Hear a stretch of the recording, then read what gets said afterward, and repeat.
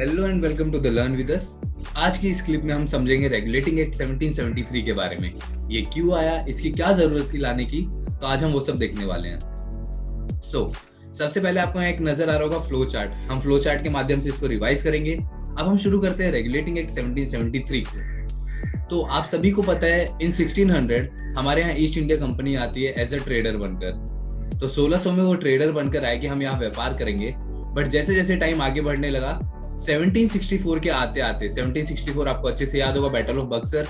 And battle of Buxar के बाद आपको याद होगा 1765 that is treaty of Allahabad. इस 1765 में जो ट्रीटी ऑफ इलाहाबाद साइन हुई थी, इसमें हमने ईस्ट इंडिया कंपनी को दे दी थे हमारे दीवानी राइट्स।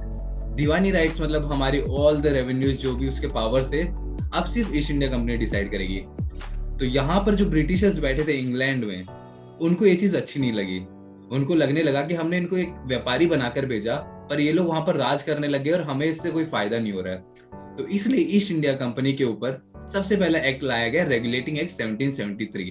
आपको नाम से समझ आ रहा होगा, रेगुलेटिंग का मतलब उसको कंट्रोल करने के लिए। इस रेगुलेटिंग एक्ट 1773 की 4 मेन कैरेक्टरिस्टिक्स हैं जो कि आपको यहाँ क्लाउड्स की फॉर्म में दिख रही होंगी।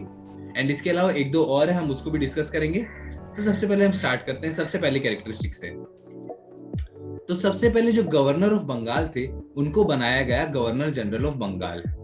एंड उन्हीं के साथ साथ एक एग्जीक्यूटिव काउंसिल बनाए गए जिसमें 4 मेंबर थे जो सपोर्ट करेंगे उस गवर्नर जनरल ऑफ बंगाल को। पॉइंट टू रिमेंबर यहाँ पर ये है कि सबसे पहले जो हमारे गवर्नर जनरल ऑफ बंगाल थे, he was mister Warren Hastings. आपको यहाँ इमेज में दिख रहे होंगे, एक अच्छा सा पोज देते हुए बैठे हैं। तो यहाँ पर ये जो बैठे हैं, this is mister Warren Hastings. Second characteristic के ऊपर आते हैं कि जैसे 1773 में रेगुलेटिंग एक्ट आया, उसके नेक्स्ट ईयर ही एक सुप्रीम कोर्ट बनाई गई। कहां पर? कैलकाटा में फोर्ट विलियम के पास। एंड वहां के सबसे पहले चीफ जस्टिस बनाए गए सर एलिजा एम्पले। आप एक बार इसका स्पेलिंग आप नेट पे चेक कर लीजिएगा if I am not sure about this. And other than that the third characteristic is presidencies of Bombay and Madras became the subordinates of Bengal. मतलब अब क्या होने लगा कि बंगाल सबसे ऊपर होगा एंड उसके नीचे काम करेंगे बॉम्बे एंड मद्रास। तो इनको सबऑर्डिनेट्स बना दिया गया बंगाल की प्रेसिडेंसीज के। Fourth the important one that is court of directors. अब कोर्ट ऑफ डायरेक्टर मैं समझा देता हूँ, एक काइंड ऑफ मिनिस्ट्री टाइप की बनाएगी जिसमें कुछ लोग होंगे।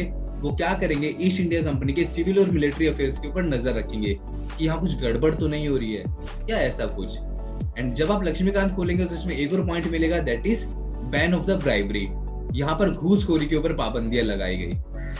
So that's all in the Regulating Act 1773. Thank you.